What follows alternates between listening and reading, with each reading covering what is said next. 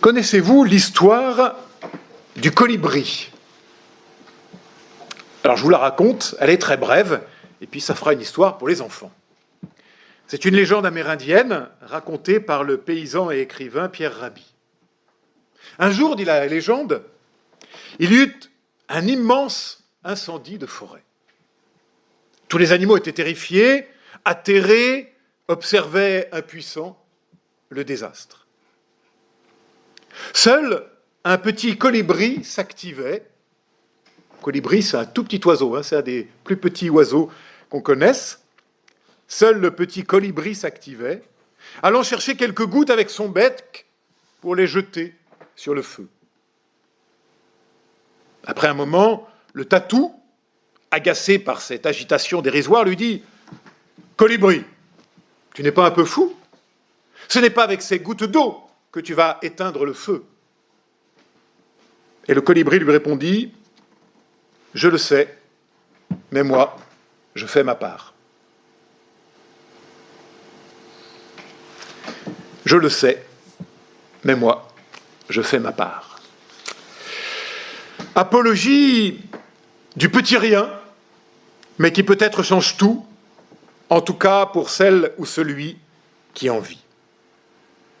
Histoire qui vient à contre-pied total de notre culture de la rentabilité et de la performance, où compte seulement ce qui reste, ce qui fera trace, ce qui est grand et puissant.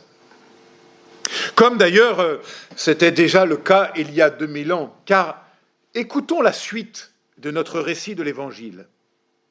Juste après, les versets qui suivent. Tandis que Jésus sortait du temple, un de ses disciples lui dit « Maître, regarde, quelle belle pierre, quelle grande construction !» Jésus lui dit « Tu vois ces grandes constructions? Il ne restera pas ici une pierre sur l'autre, tout sera détruit. » Et Luc, qui nous raconte aussi l'épisode de la pauvre veuve, fait suivre lui aussi son récit par l'annonce de la ruine du temple, mettant ainsi comme Marc face à face et comme en opposition, d'un côté la beauté, l'immuabilité des pierres, leur permanence, leur marqueur historique, et de l'autre, le geste fou de la veuve pauvre. Et que fait l'homme de Nazareth? Il ne loue pas la beauté du temple, ni les belles pierres, ni sa symbolique. Non. Jésus regarde aux hommes, et plus particulièrement, Jésus regarde la veuve pauvre. Jésus voit, nous dit le texte, et arrête son regard sur elle.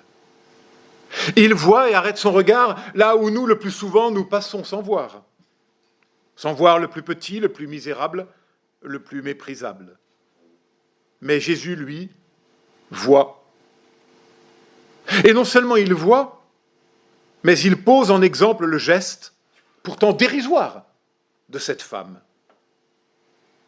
Alors avant d'aller plus loin, arrêtons-nous un instant sur ce que représente le veuvage de la femme dans la culture juive de ce temps-là, pour bien comprendre l'enjeu de notre récit. La femme, il y a 2000 ans, dans le bassin méditerranéen, et plus particulièrement avec le peuple d'Israël, n'avait véritablement d'existence sociale et légale qu'à travers sa relation à un homme, un mâle. Soit elle est l'épouse de, soit elle est la fille de, soit encore la mère de. Mais si ces trois relations viennent à se rompre, alors elle n'est tout simplement plus rien. Quasiment plus d'existence sociale. En dessous des radars. Et puis pas d'allocation. Le mot veuve en grec signifie d'ailleurs littéralement vide, privé de. Vide. Alors la loi juive de l'époque va mettre en place une sorte de protection quand même pour les veuves, qui faisait obligation aux frères du défunt, ou aux parents le plus proches, d'épouser la veuve, afin de lui garantir une certaine sécurité et même de lui assurer la possibilité d'une descendance, Alors si le frère était déjà marié, c'est pas grave, puisque au moment où la loi du lévirat a été mise en place, on pouvait avoir plusieurs épouses. On appelait cette loi celle du lévirat. Mais si personne ne peut l'épouser, qu'elle n'a plus de père, pas encore de fils, ou que celui-ci est jeune, trop jeune, alors c'est l'exclusion sociale, la condamnation à la mendicité. C'est dire le statut extrêmement précaire de la veuve en ces temps-là. Ce n'est pas seulement un deuil affectif qu'elle vit, mais aussi une rupture sociale. Et on comprend mieux le récit avec Élie et pourquoi la veuve de Sarepta déclare, vous savez, au début, nous mangerons et après nous mourrons. Il n'est pas seulement question de farine ou de famine, mais de bien davantage. Et le geste de ces femmes, celle de Sarepta comme celle de l'Évangile, deviennent pourtant le paradigme d'une incroyable vérité, d'une impensable nouveauté, la valeur du petit rien. Ce petit rien qui peut tout changer pour celui qui en vit et qui le vit. Texte qui nous rappelle la valeur ultime du partage et du don comme gage de notre humanité possible. Et inutile de vouloir ramener cela à l'échelle économique, fût-ce celle de la microéconomie ou même de l'économie solidaire. En fait, il n'est pas ici question d'abord de la parabole du colibri, ce qui ne retire rien à la pertinence de celle-ci. Cela ne se réduit pas non plus à une belle maxime, le bonheur est fait de tout petit rien, ce qui est vrai aussi au demeurant. Mais ce n'est pas de cela qu'il s'agit d'abord.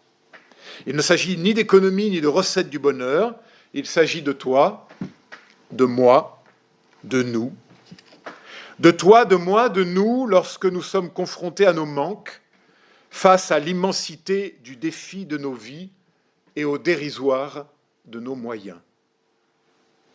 Lorsque nous nous affrontons à cette question, que faire lorsque je ne peux plus rien y faire? Eh bien, la réponse est avec le geste de la femme de l'Évangile de ce matin. Littéralement, le texte grec dit « elle a donné de son manque ». Et le mot, là, en grec, n'apparaît qu'ici dans les évangiles, et dans la parallèle chez Luc. Tous les deux emploient exactement le même mot qui, encore une fois, on ne retrouvera aucune autre occurrence de ce mot ailleurs.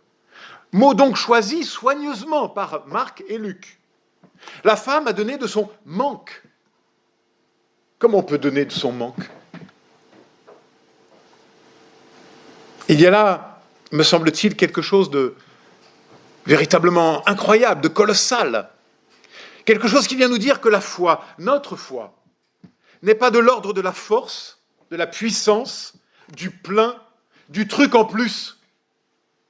Mais la foi est de l'ordre du moins, du vide, du manque, du besoin. De ce besoin fondamental que l'on offre, et tout cela pour rien. Je ne résiste pas au fait de vous citer à nouveau cet extraordinaire passage du dialogue des Carmélites de Bernanos. Souvenez-vous, nous sommes en 1789, Révolution française, et la prieure du Carmel tente de dissuader la jeune Blanche de la Force d'entrer dans la communauté, elle qui vient y chercher une vie héroïque. Alors la prieure lui dit « De grandes épreuves vous attendent, ma fille ». Blanche lui répond « Qu'importe si Dieu me donne la force ». Et la prieure, ce qu'il veut éprouver en vous, ce n'est pas votre force, mais votre faiblesse. Admirable Bernanos qui nous suggère ici l'essentiel.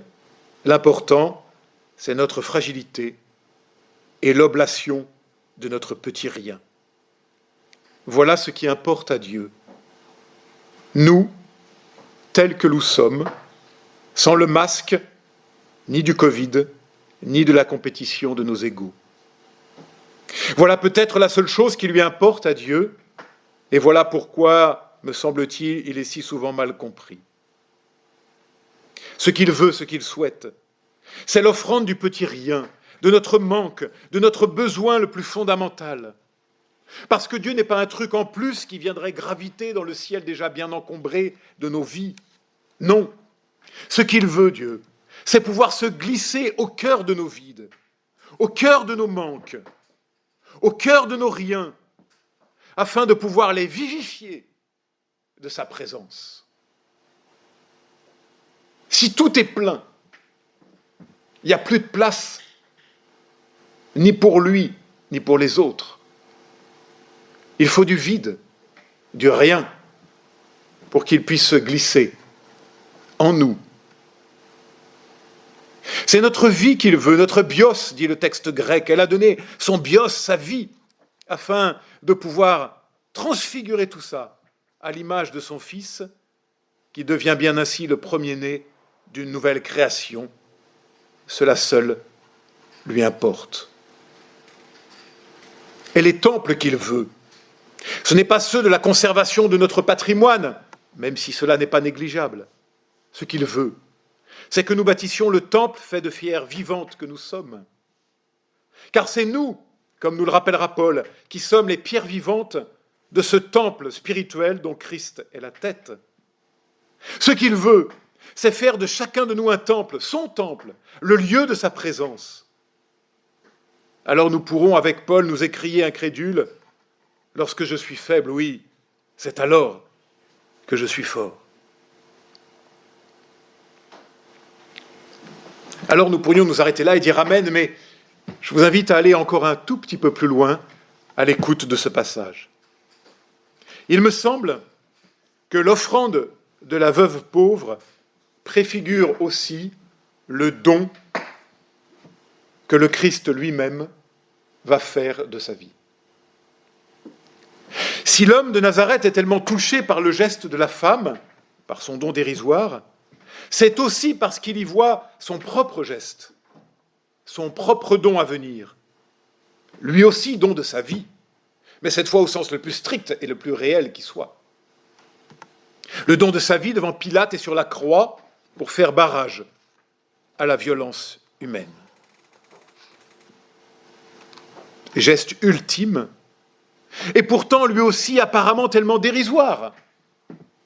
Un mort, au milieu des milliers, des millions d'autres morts.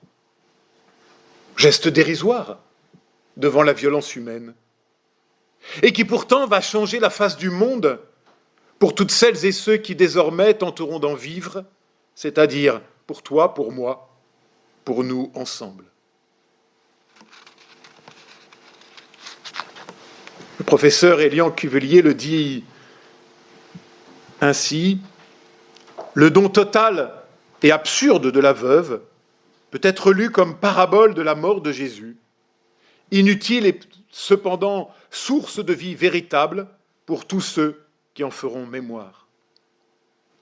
Marc souligne ici le scandale du dérisoire de la croix. Car c'est moins une pauvre veuve que Jésus regardait que lui-même, au terme d'une existence où les millefeuilles agités des rameaux ne sauraient cacher le scandale de l'échec de la croix. Fin de citation.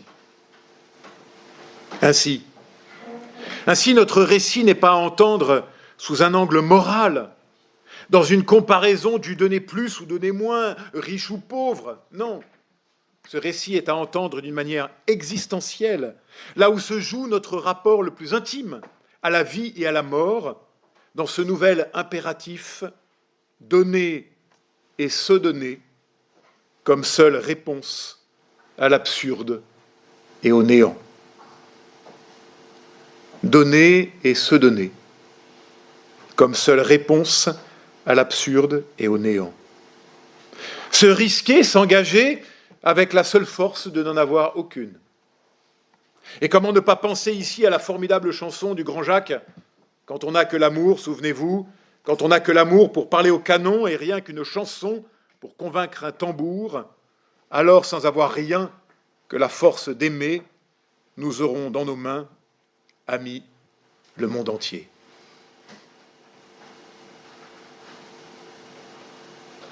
Alors j'en termine, comme j'ai commencé, avec une autre histoire d'oiseau, écrite il y a de nombreuses années par le jeune pasteur que j'étais alors. L'oiseau s'est posé sur la pierre, devant moi, au petit matin, avec ses petites pattes comme deux allumettes sur le roc. La pierre est solide, stable, forte, immuable. Et n'est-ce pas aussi notre rêve secret, être solide, stable, fort, immuable? Et si souvent nous nous lamentons que nos églises ne soient pas plus solides, stables, fortes, immuables. Mais ce matin, l'oiseau, était-ce un rouge-queue, s'est posé sur la pierre. Elle est solide, stable, forte, immuable, mais elle est morte. L'oiseau est si fragile, si petit, si vulnérable, si dérisoire, mais il est vivant. Parabole pour notre foi, pour notre vie. Et si nous apprenions à être des vivants, et non plus de vouloir être comme des rochers. Savoir être fragile, petit, vulnérable, dérisoire, mais vivant. Et si nous réapprenions à vivre en Église de cette manière-là, à cette mesure-là,